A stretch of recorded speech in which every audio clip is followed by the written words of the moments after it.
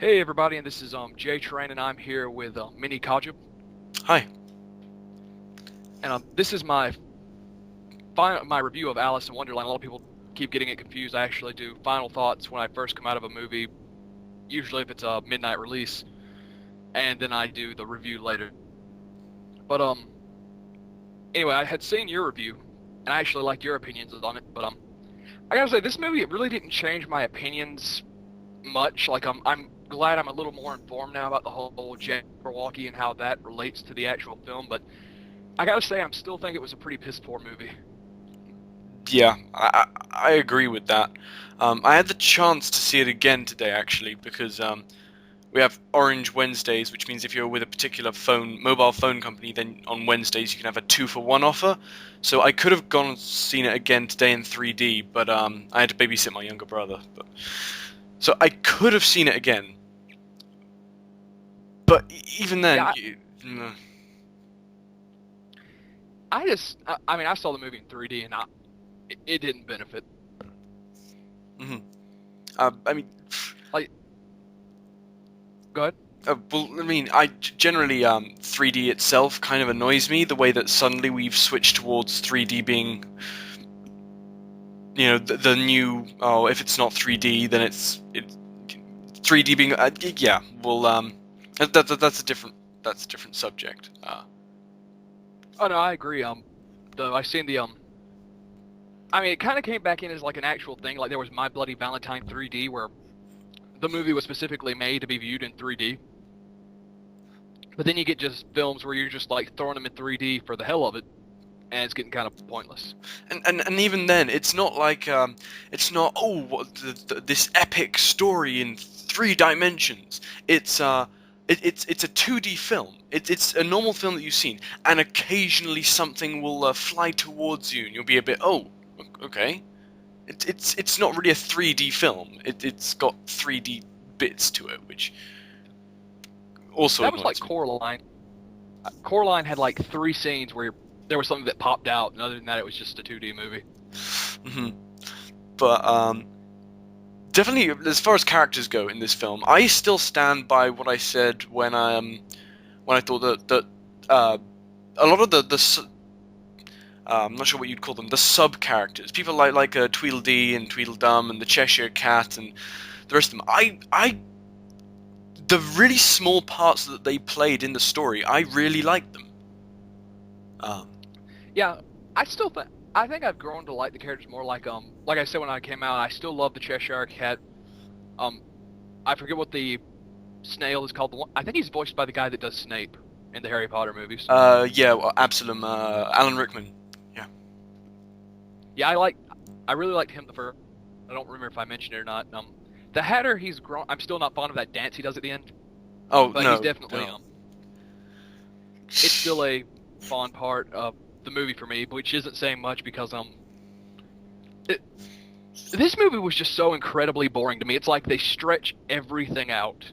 hmm Oh, just generally, just thinking about it, there are so many absolutely terrible scenes, atrocious scenes, and scenes that really do require me to go and make a dub over the top with every sexual innuendo that's in this movie, because there are loads of them.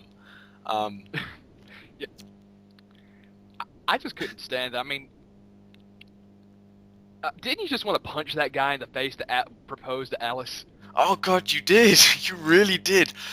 Oh God, that guy was such a moron, and what I really don't like is this is with all films in general is some characters they really do kind of, I say demonize, but there must be some good qualities to some people, but that guy had none whatsoever. He was just a real Yeah, I mean, there's characters they typecast where you think, oh, well, this guy's played. Like, there's one guy and he's played the asshole. Like, he was the same. He played the asshole in Transformers. He played the asshole in Friday the 13th, and he's done it in two or three other movies. And it's like that guy. They always typecast him as an asshole, but that guy in the Alice movie, he was just. I doubt he'll ever get another role unless he's playing a loser. yeah. It's like I mm, because I don't know, because I try my hand at acting, and I personally find that playing more realistic characters, more, I suppose, normal characters is easier and more memorable than playing like the really slimy nasty characters. But yeah, again, that's kind of getting off subject. This movie is just. I thought I had gathered my thoughts on it, but it still is like when you start picking it apart, the whole thing just falls apart into a big pile of crap. Yeah. Oh god. And Alice's performance. I'm sorry. No, go. Alice's performance, like I didn't really put much stock in it the first time, but she has zero emotion in pretty much this entire film. Like even at the end when she's about to fight the giant ass dragon or Jabberwocky, she has like zero emotion. She's like she could care less. And this is the point where she's realized she's not in a dream.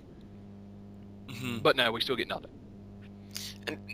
And even then, it kind of seemed really, really weird. Like it really left me thinking, well, what? So she thought it was a dream the first time. The second time, she establishes that it's not a dream and that it's a real place? Question mark? I'm not sure. But then somehow through drinking a potion, she leaves this real place and crawls out of the rabbit hole. And what the hell is up with the White Queen mixing that stuff up? Because the whole thing, I'm like, man, she must really be pissed off at her. Like, she spits in it, she pours wolf piss in it. Like, it would have been awesome. Like, so that'll turn me back to normal. What? It would have been awesome if she just gone over and was like, a few drops of Jabberwocky semen, just pour them into the thing, just, It's like, so that'll change me back to normal? No, I can do that anytime, but I want to watch you drink this. It'll make me smile. No, I just want to watch you drink Jabberwocky semen. Oh god. I hated the way the White Queen had that constant smile on her face. Yeah, I don't know why. It pisses me off. And the arms thing. How dare she be happy? How dare you smile, wench? Backhanded slap. There were some really atrocious moments in that film. Oh, there were. And would it have killed Tim Burton to call it Return to Wonderland or some shit that just gives us a clue that this is not what we were expecting? Yeah, and I know, like, people said, and even the actors and the interviews and even the trailer, it does imply, and a lot of them say that it is a sequel. But even as a sequel, seeing as it has had no prequel, you're gonna have to explain what happened, kind of. And the explanation we get is like a very, very brief 5-minute flashback. And 5 minutes? It's probably much less than 5 minutes. It's probably like 30 seconds. And here's the thing, he could have easily, he didn't even have to call it something different. He could have put a little clip of the freaking dragon, I keep calling it a dragon, the Jabberwocky. He could have put a clip of that in the trailer. We instantly know this is not the Wonderland we're used to. Mm-hmm. But no, it's like he knew this would be a giant decrease in, I guess, interest in the movie, that we knew that it wasn't a sequel. It's like he tricked us into this movie. Mm-hmm, yeah.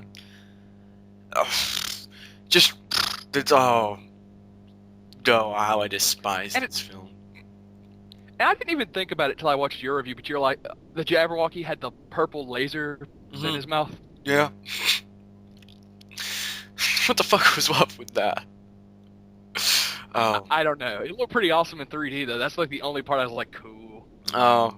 Well, okay, well, what did you think of the plastic props? Was it just me who had an issue with that? Because I've been told by my brother that, it's probably just a really light metal. Oh, and how many parts do you want this to be?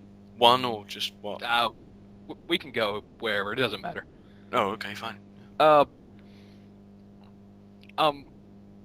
didn't put much stock in it, but granted, by about 30 minutes in, I was just realizing how bad this was, and I was just, like, a lot of people got mad. They're like, oh, you went in to make stupid jokes. I did go in to make stupid jokes, but once it became apparent how bad this movie was, I thought that might actually help the experience. So I wasn't really paying much thought to things like the weapons. But now that you say it, that sword was. She didn't fling that thing around. Then in the end, when she flies up in the air and she just like effortlessly just chops the thing's head off and lands. Yeah. Like, It's like where the hell was her cape? You know, a hacking motion, perhaps. You know, just 2 or 3 swipes, but no, just one clean. And then you had that really abrupt cut to you know, to the Mad Hatter and his freaky dance. I've got to switch over.